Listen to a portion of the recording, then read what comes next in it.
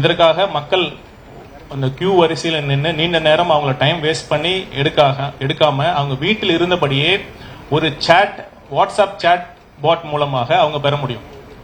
இப்போ பார்த்தீங்கன்னா இதற்கு தனியாக ஒரு செயலி தேவையில்லை. நீங்கள் ஒரு புது ஆப்பை நீங்கள் டவுன்லோட் பண்ணி இன்ஸ்டால் பண்ண தேவையில்லை.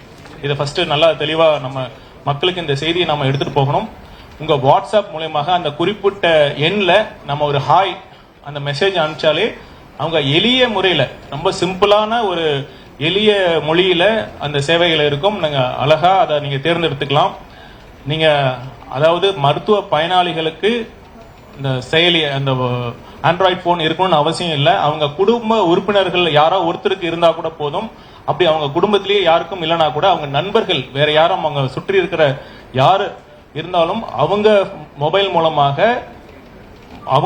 மூலமாக கூட இந்த நம்ம அப்பாயின்மெண்ட் ஃபிக்ஸ் பண்ணிக்கலாம். இப்போ பார்த்தீங்கன்னா இந்த சோதனை ஓட்டமாக முதல் முறையாக எம்எம்சியில் ராஜீவ்காந்தி அரசு மருத்துவமனையில் நெஞ்சக நோய் பிரிவு ரெஸ்பிரேட்டரி மெடிசன் டிபார்ட்மெண்ட்டை நாங்கள் அறிமுகப்படுத்திருக்கோம். இது ஒரு சோதனை ஓட்டம், ஒரு பைலட் பேசிஸ்ல. இதுல என்னன்னா நம்ம வீட்டில் இருந்தபடியே இந்த நாள்ல இந்த டைம் ஸ்லாட்டை புக் பண்ணிக்கலாம். புக் பண்ணிக்கிட்டு அவங்க ஜியோ ஃபென்சிங் அவங்க இந்த மருத்துவமனைக்கு உள்ள வந்ததும் விசிட் அப்படிங்கிற அந்த ஆப்ஷனை கிளிக் பண்ணி அவங்க அங்கேயே இருக்கும். அந்த இதை உதவி பண்றதுக்காக நம்ம ஸ்டாஃப் நர்ஸ் ஹாஸ்பிட்டல் ஸ்டாஃப்லாம் இருப்பாங்க. இங்க வந்ததுக்கு அப்புறம் உங்க டோக்கன் ஜென்ரேட் பண்ணிடலாம்.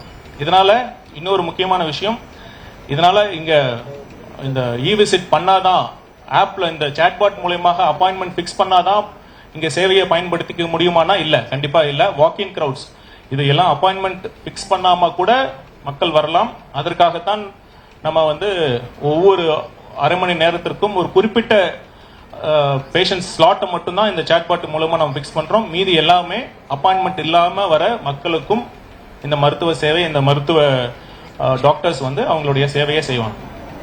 ரைட்டுங்களா? ஸோ இதனால நீங்களும் இந்த ஊடக நண்பர்களும் நீங்களும் இந்த சேட்பாட் வசதியை பயன்படுத்தி எப்படி இருக்குன்னு நீங்க சொல்லுங்க. இது இன்னும் படிப்படியாக அனைத்து துறைகளுக்கும் மேலும் அனைத்து மருத்துவமனைகளுக்கும் இந்த சேவையை நாங்கள் விரிவுபடுத்த போறோம். அது மட்டும் இல்லாம இந்த நலம் இந்த சாட்பாட்ல உங்களுடைய ஒன் டைம் ரெஜிஸ்ட்ரேஷன் தான். இப்ப இந்த ஆதார் பத்தி நிறைய பேர் கேட்டாங்க. ஆதார் ஓடிபி, ஆதார் நம்பர் உள்ளிட்டு செய்து ஒரு ஓடிபி ஃபிக்ஸ் பண்ணா அதுக்கு நிறைய நேரம் எடுக்குதுன்னு சொன்னாங்க. இதன் மூலமாக நீங்க வீட்டில் இருந்தபடியே அந்த ஆபா ஐடின்னு சொல்லப்படுற அந்த ஐடி நீங்க ஜென்ரேட் பண்ணிக்கலாம். அது ஒன் டைம் ப்ராசஸ் தான், ஒரு முறை நீங்க செஞ்சா போதும். அப்புறம் அந்த ஆதார் இல்லாம கூட அந்த மருத்துவ சேவையை பயன்படுத்தலாம். அதையும் நான் சொல்லிக்கிறேன். ஆதார் இல்லாத காரணத்தினால எந்த மருத்துவமனையிலும் மருத்துவ சேவை மறுக்கப்படாது என்பதையும் நான் தெரிவிச்சுக்கிறேன். அப்புறம் பார்த்தீங்கன்னா இந்த சேவை மூலமாக அந்த மருத்துவ பயனாளிகளுக்கு லேப் இன்வெஸ்டிகேஷன்ஸ்லாம் பண்ணியிருந்தாங்கன்னா அதுவும் பார்த்தீங்கன்னா நம்ம லேப் கியூவில் நின்று அந்த லேப்ல போய் நீங்கள் கலெக்ட் பண்ணிக்க அவசியம் இல்லை. அந்த ஆப்ஷன்ஸை சூஸ் பண்ணீங்கன்னா அந்த லேப் ரிப்போர்ட்டும் இன்வெஸ்டிகேஷன்ஸும் உங்கள் செயலிலேயே மெசேஜாக வந்துடும். சரிங்களா? நீங்கள் அனைவரும் மக்களுக்கு இந்த செய்தியை எடுத்துட்டு போங்க, இந்த சேவையை பயன்படுத்திக்க சொல்லுங்க. எந்த அளவுக்கு இதை இன்னும் மேம்படுத்த முடியும் என்பதை நாங்கள் ஸ்டடி பண்ணி இன்னும் மேம்பட்ட சேவையை நாங்கள் கொடுப்போம். இந்த சேட்பாட் சேவையை உருவாக்க உழைத்த நம்ம நேஷனல் ஹெல்த் மிஷன் டீமுக்கு அனைவருக்கும் என் மனமார்ந்த பாராட்டுகளும் நன்றியும் நான் சொல்லிக்க ஆசைப்படுறேன். அப்புறம் இன்னொரு விஷயம், இப்போ பார்த்தீங்கன்னா ஒரு 2 நாளைக்கு முன்னாடி தமிழகத்தை சேர்ந்த 3 தனியார் மருத்துவமனைகள் டீம்டு யூனிவர்சிட்டி ஸ்டேட்டஸ் பெற்றதுனால ஒரு 461 சீட் நம்ம அரசு மாநில தொகுப்பிலிருந்து விடுபட்டு அவங்க அந்த டீம்டு யூனிவர்சிட்டியாக அப்ளை பண்ண அந்த மருத்துவக் கல்லூரியே அந்த ரிசர்வேஷன் முறை, இடஒதுக்கீடு முறையை பின்பற்றாம பிளஸ் அந்த 7.5 அரசு பள்ளி மாணவர்களுக்கான இடஒதுக்கீடையும் பின்பற்றாம அரசு நிர்ணயிக்கக்கூடிய கட்டணத்தையும் பண்ணாம அவங்களாகவே அவங்களுடைய எம்பிபிஎஸ் சீட்டை மற்றும் எம்பிபிஎஸ் மட்டும் இல்ல பிடிஎஸ் மற்றும் அலைடு ஹெல்த் சயின்சஸ் அந்த இடங்களையும் நிரப்பக்கூடிய ஒரு சூழல் உருவாயிருக்கு.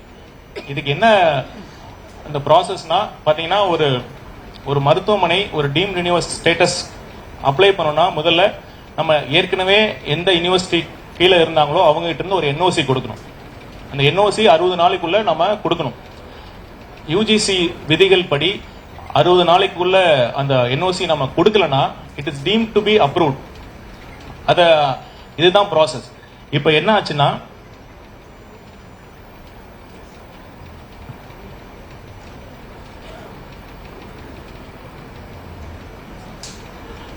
ஒரு மருத்துவ கல்லூரி, நான் பெயர் சொல்ல விரும்பல, அவங்க 7/6/2003 அண்ணா யூனிவர்சிட்டி, அவங்க கிட்ட இன்ஜினியரிங் காலேஜ் இருக்கு, மெடிக்கல் காலேஜும் இருக்கு. அவங்க Anna university plus Tamil Nadu MGR medical university, அவங்க 2 யூனிவர்சிட்டி கிட்டையும் 7/6/2023 அன்று அப்ளை பண்ணியிருக்காங்க. 60 நாள் வரைக்கும் எந்தவித ஒரு நடவடிக்கையும் எடுக்கவில்லை. அந்த என்ஓசி கொடுக்கவும் இல்லை, என்ஓசி நிராகரிக்கவும் இல்லை. 3 மாதம் கழித்து ஒரு என்ஓசி இஷ்யூ பண்ணியிருக்காங்க. கடந்த ஆட்சியில நன்றாக கவனிக்க வேண்டும். 3 மாதம், அதாவது செப்டம்பர் 2023 அன்று இந்த கல்லூரிக்கு, குறிப்பிட்ட கல்வி நிறுவனத்திற்கு என்ஓசி வழங்கப்பட்டது. பின்பு இன்னொரு 2 மாசம் கழிச்சு என்ன நடந்ததுன்னு தெரியல, அரசோட உத்தரவின் பேர்ல என்ஓசி திருப்பவும் ரிவோக் பண்ணிட்டாங்க. ஆனா இதை எதிர்த்து அந்த நிறுவனம் ஹைகோர்ட்ல அப்ளை பண்ணாங்க. ஏப்ரல் 2025 அன்று அந்த ஹைகோர்ட் ஆர்டர் தெளிவா சொல்லிட்டாங்க, நீங்க 60 நாளைக்குள்ள நீங்க எந்த என்ஓசி நீங்க கொடுக்காதனால என்ஓசி கொடுத்த மாதிரி விதிகளின், யூஜிசி விதிகளின் படி NOC is deemed to B issued அப்படின்னு சொல்லிட்டாங்க. இதுல என்ன விஷயம்னா, அந்த ஹைகோர்ட் ஆர்டருக்கு அகைன்ஸ்டா அப்பீல் இது வரைக்கும் ஃபைல் பண்ணல நம்ம கடந்த ஆட்சியில். அடுத்த இன்னொரு கல்லூரியில பாத்தீங்கன்னா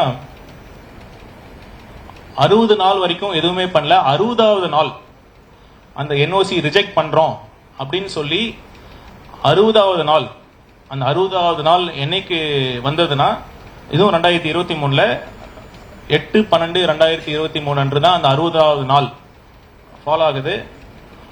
அப்பதான் அந்த என்ஓசி இஷ்யூ பண்றதா, சைன் பண்ணதா, அதை எப்ப டிஸ்பேச் பண்றாங்கன்னா ஒரு 6 நாள் கழிச்சு 14/12/2023 அன்று தான் டிஸ்பேச் பண்றாங்க. அது அவங்க அடுத்த நாள் தான் அவங்க கையில கிடைக்குது. இதுவும் எதிர்த்து அவங்க டெல்லி ஹைகோர்ட்டுக்கு போயிருக்காங்க. அந்த டெல்லி ஹைகோர்ட் என்ஓசி கொடுத்துட்டாங்க.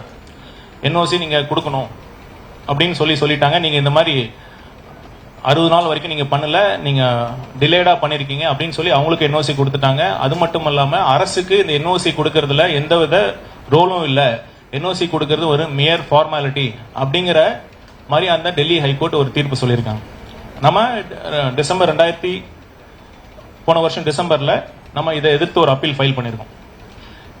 இன்னும் பெரம்பலூர்ல இருக்கிற இன்னும் 2 மருத்துவக் கல்லூரிக்கு பாத்தீங்கன்னா அவங்க ஸ்டேட் பிரைவேட் யூனிவர்சிட்டிங்கிற கேட்டகரியில் வரதுனால எந்தவித என்ஓசியும் அப்ளை பண்ணாம டைரக்டா யூஜிசியில் அப்ளை பண்ணி அவங்க இந்த மாதிரி நிகர்நிலை பல்கலைக்கழகத்திற்கான அந்த ஸ்டேட்டஸை எடுத்திருக்காங்க. இப்ப என்னன்னா, இப்ப பாத்தீங்கன்னா நான் ஏற்கனவே சொன்ன மாதிரி இந்த மாதிரி தனியார் மருத்துவக் கல்லூரிகள் நிகர்நிலை பல்கலைக்கழகம் ஒரு அந்தஸ்து வாங்கிட்டாங்கன்னா, இப்ப நம்ம அரசு நம்ம பாத்தீங்கன்னா தமிழ்நாடு தான் இந்தியாவில் இருக்க மற்ற மாநிலங்களை கம்பேர் பண்றப்ப மருத்துவ சேவை தரமானதாகவும் இருக்கு. அதற்கு காரணம் நம்ம இருக்கிற சமூக நீதியை பின்பற்றக்கூடிய இடஒதுக்கீடு முறையை நம்ம தொன்று நம்ம ஃபாலோ பண்ணிட்டு இருக்கோம். இந்த மாதிரி ஒரு தனியார் மருத்துவக் கல்லூரிகளுக்கு நிகர்நிலை பல்கலைக்கழகம் அந்தஸ்து கிடைச்சதுன்னா அவங்க இந்த இடஒதுக்கீடு முறையை பின்பற்ற வேண்டும் என்ற அவசியம் அவங்களுக்கு இல்லை. பிளஸ் இன்னும் முக்கியமாக கிராமப்புற ஏழை மாணவர்களுக்கு உதவக்கூடிய பெரிதும் ஒரு வரமாக இருக்கக்கூடிய இந்த 7.5% இடஒதுக்கீடும் அவங்களுக்கு கிடைக்காது. அப்புறம் இந்த ஃபீஸும் நம்ம அரசு நிர்ணயிக்கக்கூடிய ஃபீஸையும் அவங்க பின்பற்றாம அவங்க ஒரு இந்த ஏழை மாணவர்களுக்கு ஒரு அதிக அளவுல கட்டணத்தை வாங்கக்கூடிய ஒரு சூழலும் உருவாயிருக்கும். இதை எதிர்த்து மாண்புமிகு முதலமைச்சர் தலைமையிலான இந்த அரசு உடனடியாக, இது பாத்தீங்கன்னா 2 நாளைக்கு முன்னாடி தான் இந்த நேஷனல் மெடிக்கல் கவுன்சில் வெப்சைட்ல அரசுக்கு தெரிய வந்தது இந்த மாதிரி நடந்ததுன்னு. உடனடியாக நம்ம அட்வொகேட் ஜெனரல் அவங்ககிட்ட கலந்து பேசி இமிடியேட்டா என்ன ஆக்ஷன், லீகல் ஆக்ஷன் அவங்க எடுக்கிறதுக்கு அனைத்து முயற்சிகளும் எடுத்துட்டு இருக்கோம். இதை எதிர்த்து ஒரு மேல்முறையீட்டு மனு, ரிட் பெட்டிஷனும் விரைவில் ஃபைல் பண்ண போறோம். அது மட்டும் இல்லாம ஒன்றிய அரசை வலியுறுத்தி இந்த மாதிரி ஸ்டேட் கவர்மெண்டோட என்ஓசி கண்டிப்பாக மேண்டேட்டரியா இருக்கணும். ஒரு மெடிக்கல் காலேஜ் ஆரம்பிக்கிறப்ப என்ஓசி கேட்குறாங்க. அதே மெடிக்கல் காலேஜ் ஒரு டீம்டு யூனிவர்சிட்டி ஆகிறதுக்கு எப்படி ஸ்டேட் கவர்மெண்டோட ரோல் இல்லாமல் எப்படி அவங்க பண்ண முடியும் அப்படிங்கிற மாதிரி நம்ம ஒன்றிய அரசோட கல்வி அமைச்சகத்திட்டையும் நாங்கள் இன்சிஸ்ட் பண்ண போகிறோம். இதற்கு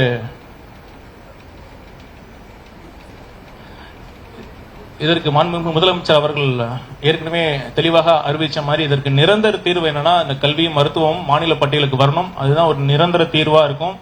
அப்பதான் நம்ம சமூக நீதியும் காக்கப்படும், நம்மளுடைய மாநில உரிமைகளும் காக்கப்படும்.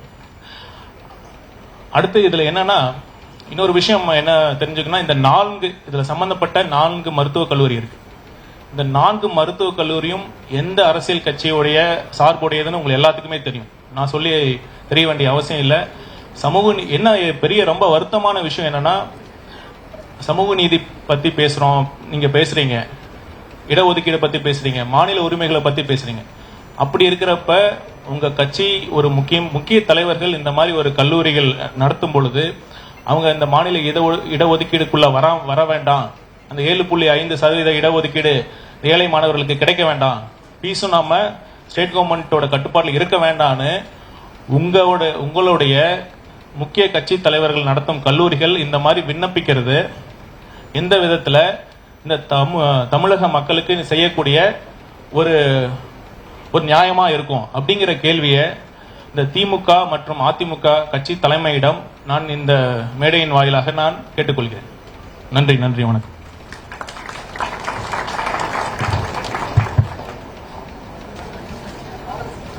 அப்புறம் இன்னொரு சேவையை நம்ம எம்எம்சி டீன் அவர்கள் அறிமுகம் செஞ்சு வச்சிருக்காங்க. அது மாதிரி இப்ப பாத்தீங்கன்னா ஒவ்வொரு டாய்லெட் கழிவறைக்கும் முன்னாடி ஒரு QR கோடு இருக்கும். அந்த QR கோடை அந்த டாய்லெட்டை பயன்படுத்தும் மருத்துவ பயனாளிகள் அல்லது அவங்க கூட வர அட்டெண்டர்ஸ் அந்த ஒருவேளை அந்த கழிவறை தூய்மை இல்லைன்னா அந்த QR கோடை ஜஸ்ட் ஸ்கேன் பண்ணா உங்களுக்கு சிம்பிளா ஒரே ஒரு கேள்விதான், இந்த கழிவறை சுத்தமாக இருக்கிறதா இல்லையா. சுத்தமா இருக்குன்னா ஆம் போடலாம், இல்லைன்னா நீங்க இல்லைன்னு கிளிக் பண்ணிட்டா உடனடியாக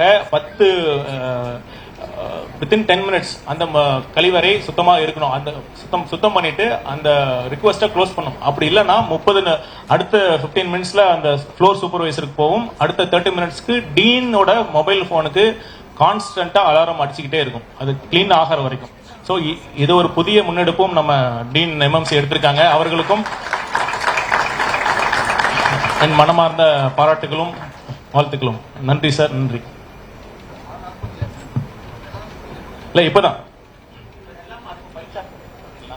இது பாத்தீங்கன்னா இப்பதான் எம்எம்சில இந்த பிளாக்ல இன்ட்ரோடியூஸ் பண்ணிருக்கோம்.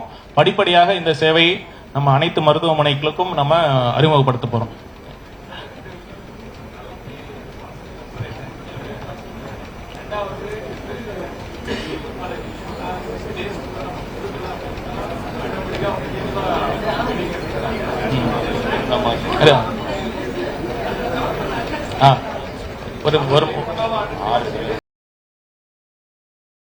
அந்த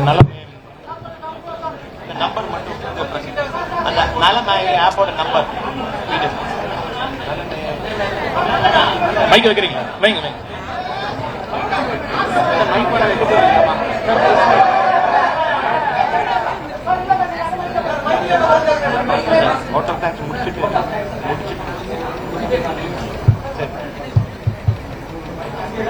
I now request our medical superintendent sir to deliver the vote of thanks.